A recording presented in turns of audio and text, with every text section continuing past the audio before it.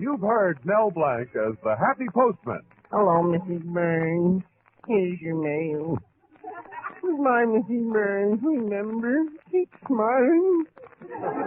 You've heard him as the famous train caller. Train leaving on track 5 for Anaheim, Azusa, and Cucamonga. You've heard him as the lovable character Zookie. Well, in the picture shop, I'm the president. I'm the vice president. I'm the treasurer. I sweep out the place.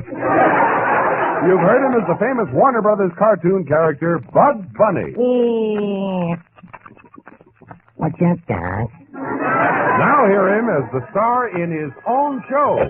Hello, Mel Blanc's Picture Shop. You bend it, we mend it.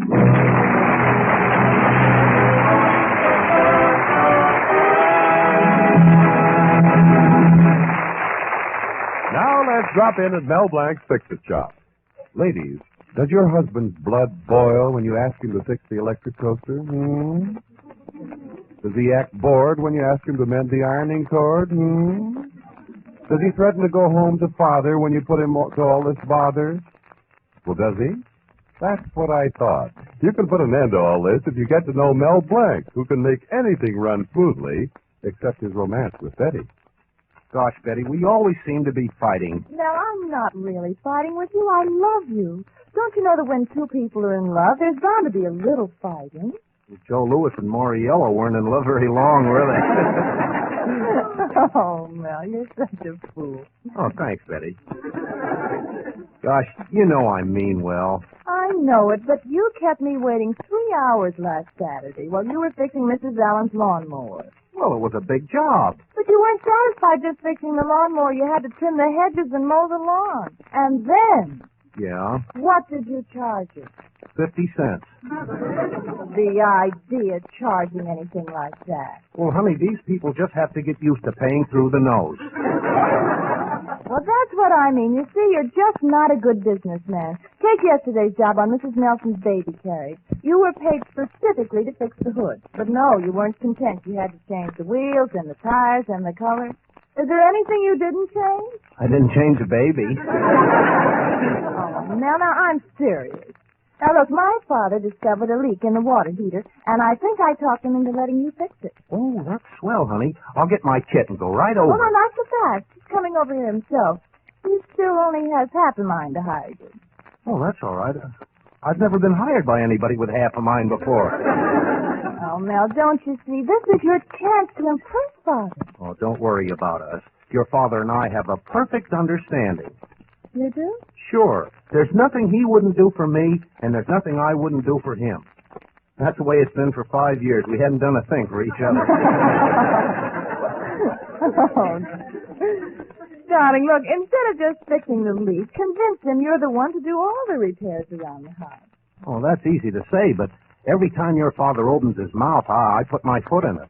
I mean, well, all I know is somebody's foot is in somebody's mouth, and, well, it's not comfortable. Oh, your trouble is you're not firm enough. When you're talking to him about the house, stand up to Father. You're right, Betty. That's the spirit. I'll stand up to him and say, listen, Mr. Colby, your foundation is loose. Your frame is out of shape. You should do something about that bay window in the front. Honey, that's wonderful. Boy, is he a mess. No. Oh, I mean the house. But anyway, if your father tries to interrupt me, I won't let him get a word in edgewise. Oh, darling, here comes Father. Now, don't forget to search yourself. Be firm. Don't worry, honey. As soon as he walks through that door, I'll be on him like a tiger. Mr. Colby? Well, what is it? Would you be put out if I told you there's something wrong with your house? I've been trying to put that certain something out for the past 5 years. Any luck? I mean, Father, that's not fair. Mel's really got some wonderful ideas. Well, let him get to the point. You forget I manage a supermarket. I'm a busy man. Now, what do you intend doing to my house and why? Well, first thing, I'd remove that tall, skinny thing you see as soon as you enter. What's wrong with Mrs. Colby? No, I mean that old-fashioned hat rack. Oh, nonsense. Father, this is such a good time to fix the house while Mother's away visiting and Cousin Gussie's due any day for her yearly visit. Oh, your mother's cousin. Please. Well, ever since your mother and I have been married, dear cousin Gussie has been coming to the house in September and hibernating until April. Gosh, September till April. All the months with an R in it. Is she a cousin or an oyster? Oh, that's a good one. I'd give anything to keep that woman away, and you want me to fix the place over for her. Please, Daddy. Oh, all right. Make up an estimate. I'll be back around noon. In the meantime, you go over to the house and fix that leak. Okay, Mr. Leak. Goodbye, Mr. Colby. Goodbye. Come on, Betty. Oh, I'm proud of you, darling. I'll see you later. I'm coming, Father. Goodbye. Boy, I guess I told him. Now I gotta show him. Oh, Uncle Rupert. What is it, nephew? Sorry I'm late. Took me a little longer than usual combing my hair this morning. Well, you still haven't got it on straight. I must do something about that crack in the mirror. I always get my part in the wrong place. Well, listen, Uncle Rupert. We've got to fix a leak in Mr. Colby's hot water heater. Now, will you take Zuki and get over there in the pickup truck? The pickup truck. I'd like to see you get rid of that thing. But why? Well, I could pick up much more in a shiny new station wagon. Oh, cut it out. Hey, now look. When you're through with that leak, be sure to tidy up the cellar, mop up the floor, and wash the window. Shall I put a big red bow on the oil burner? Yeah, put a big... No, look, Uncle. Why do I have to go? Why can't your brilliant assistant Zuki take care of this? Uncle, I don't want Zuki to go over and ball things up by himself. I want you to help him. Oh, you want me to help Zuki ball things up? Oh, stop kidding. Now get going, will you? Okay. Well, Zuki, come here. We have a little job to do. Well, I'm all to be tied up. I'm completely tied up. I just untied myself. Come on, let's get going. Zuki, if you work real hard, someday you may be a partner in the fix-it shop. Me? A partner? Oh, that'd be that'd be wonderful. I couldn't afford it.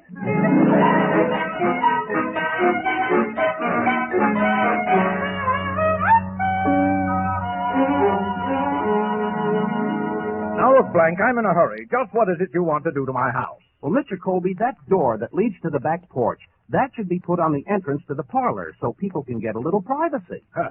So you and Betty can have privacy. A lolly-doddle. Lolly-doddle. Please. What?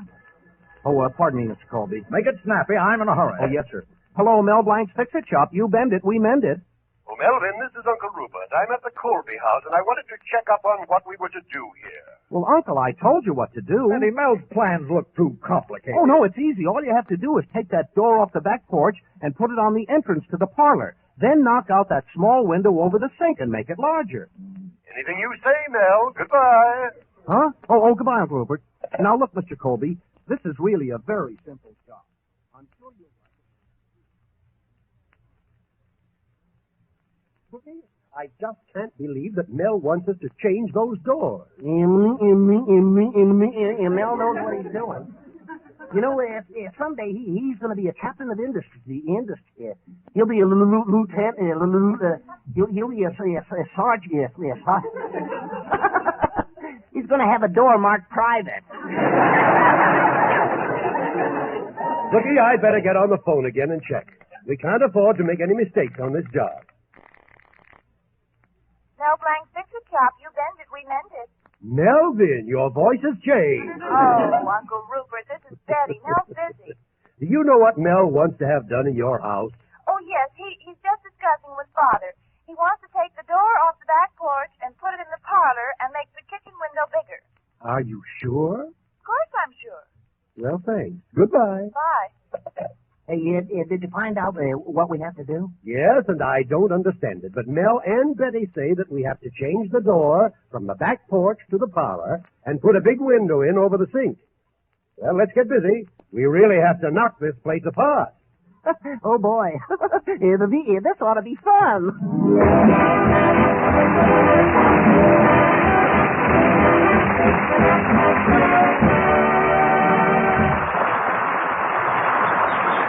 Now, here's Abe Kavanaugh Trio.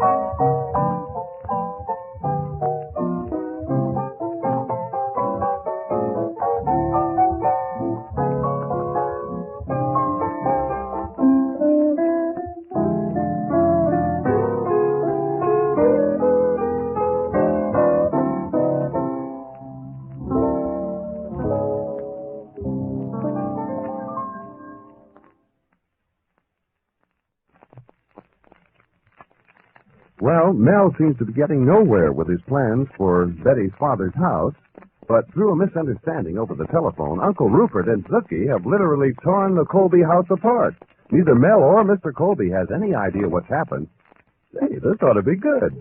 Pardon me while I listen. Gosh, Betty, it'll be swell if your father lets me make these alterations on his house. Yes, darling. You know, honey, when I was working on the plans, I got to thinking of the home we're going to have someday. Did you, darling? Uh-huh. And a funny thing, I saw an ad in the paper offering just a kind of a deal for us. It said 2-bedroom honeymoon cottage near transportation and shopping district, unit heat, unhampered view, $40 a month. Oh, well, that sounds too good to be true. Where is it? 916 Pine Street, Ketchikan, Alaska. Oh, seriously, I've been thinking of a cottage like that ever since we first met. Do you remember the first time we met? Do I? Do you remember the first kiss? Yes. I can still feel it burning on my forehead. Well, I didn't want to sweep you off your feet. Oh, Mel, darling, I think this is the turning point for you. Yeah, after I tie up this job, there'll be bigger ones. And before you know it, I'll get a cash register. Yeah. You know, you'll have to learn to blow your own horn a little bit. What do you mean? Well, when you're working at our house, put a sign out. This renovation job by Mel Blanc. Gosh, yeah. Sure, everybody takes credit for his work. For instance, when an artist is through, he always signs his name. Whistler, Michelangelo, Rembrandt. Yeah, and Kilroy.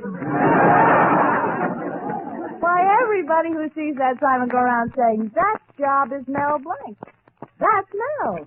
Gee, that sounds great. That smells.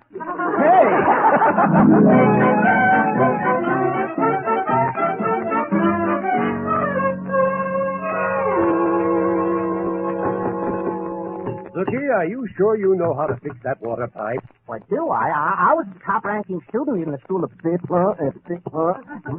I was the highest-ranking engineer. I was a class valedictorian. Boy, am I a dunce.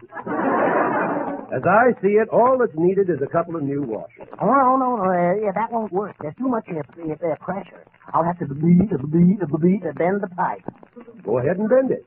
Can you bend it by yourself? Oh, easily. And now watch. I'll just pull a little like this on the ring. Well, I'll just force the.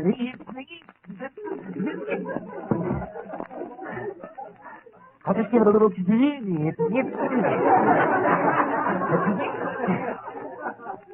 Hey, you got a stick of dynamite in the house? Zookie, please hurry. That leak is getting the floor all wet. Oh, don't worry about the floor being wet. When I get through with this pipe, the place will look like the Sahara Desert. It'll look like the Mojave Desert. It'll look like it's Niagara Falls.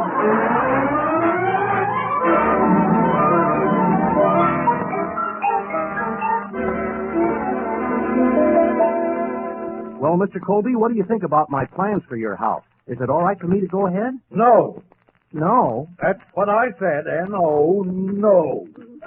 But why, Mr. Colby? Now, look, I don't want to argue about it now. You're coming to the house tonight for dinner. We'll discuss it further then. Okay, Mr. Colby. Ready, and I'll pick you up here in about an hour. Now, you be ready. I don't like to be kept waiting. Okay, Mr. Colby.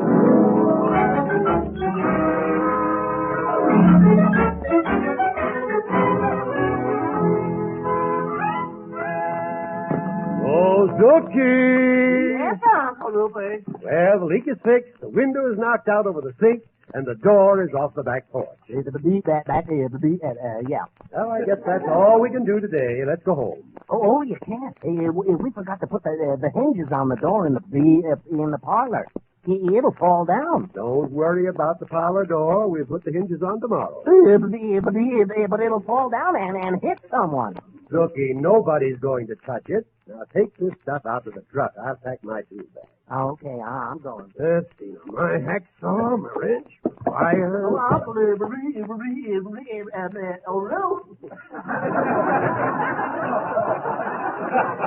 Yes, Zookie. Dr. Crab is out here. He wants to see you. Oh, that dog doctor again. What does he want? Well, he wants to see you. Okay, Hello, Christopher. How's the dog doctor today? Consultant veterinarian, if you don't mind.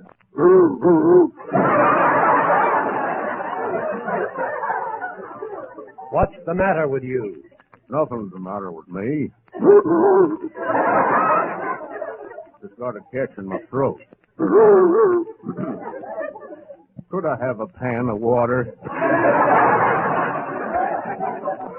Well, what's on your mind? Well, I saw the fix-it-shop truck outside and thought you'd save me a trip. I want Mel to fix his dog collar. Anything else? No. It's for my new female hound dog from Mississippi. My, how she handles that big Boston bull who comes a-courting her.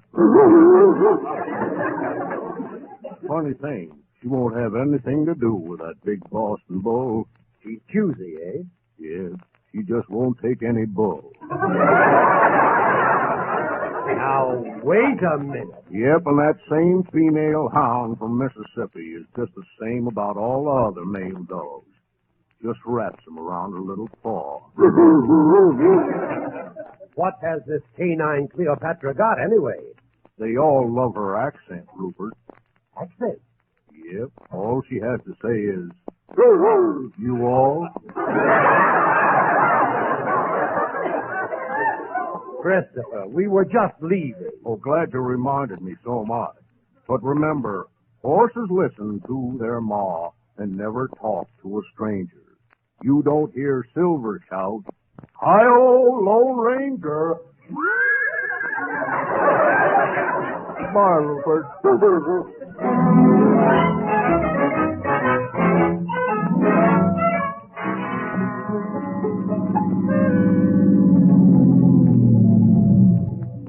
Well of you to invite me to your house to dinner, Mr. Colby. Oh, we were glad to have you, Mel, aren't we, Father? Huh? Oh, sure, yes, we're glad to have you.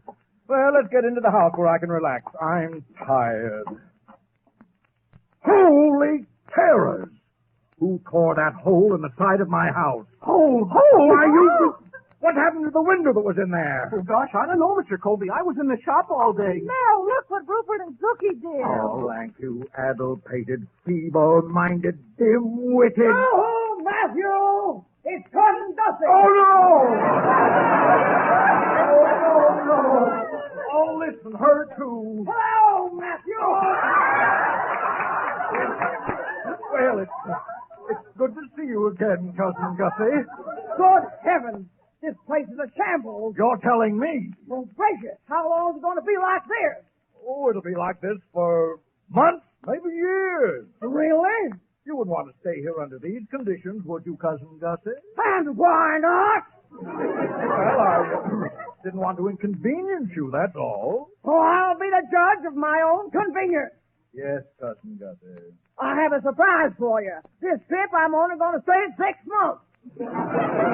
Yes, Cousin Gussie. How do I get upstairs to my room? Right through that new door. Well, isn't it closer? Through the hall there? No.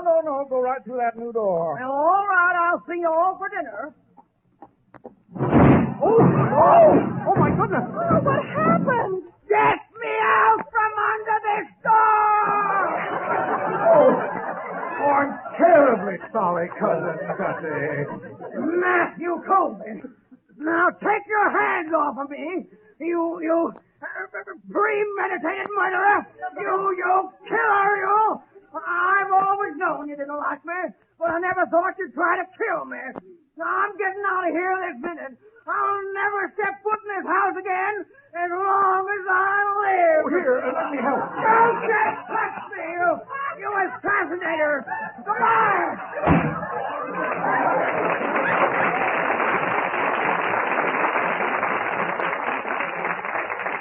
Gosh, Mr. Colby, I'm terribly sorry. Sorry? Why, son, you fixed something I couldn't fix for years. You got rid of Cousin Gussie. Oh, Daddy, then you're not angry with Mel. Angry? Why, Mel, my son, you're a genius. Gosh, thanks, Mr. Colby.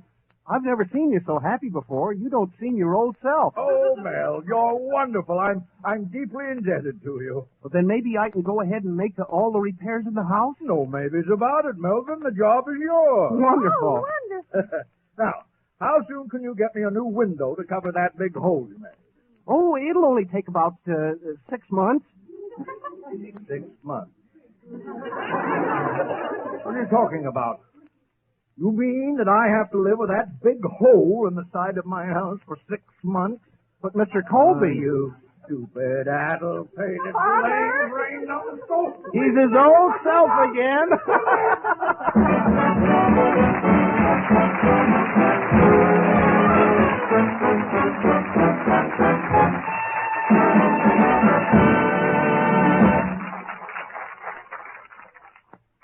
We'll be back in a moment with the Zookieism.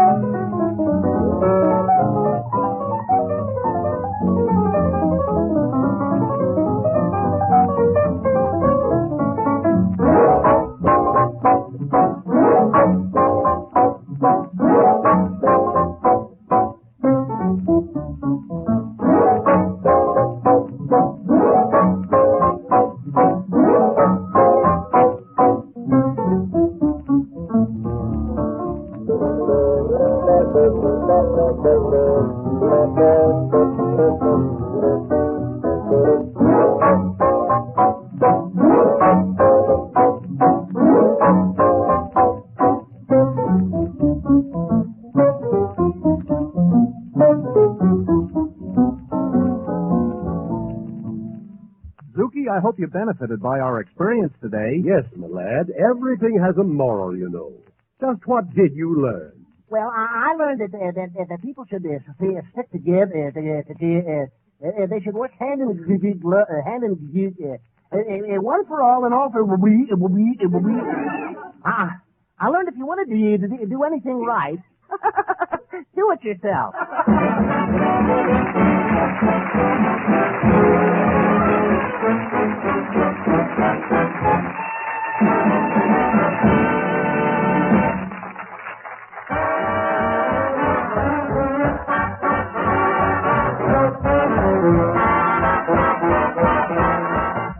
This is the Armed Forces Radio Service, the voice of information and education.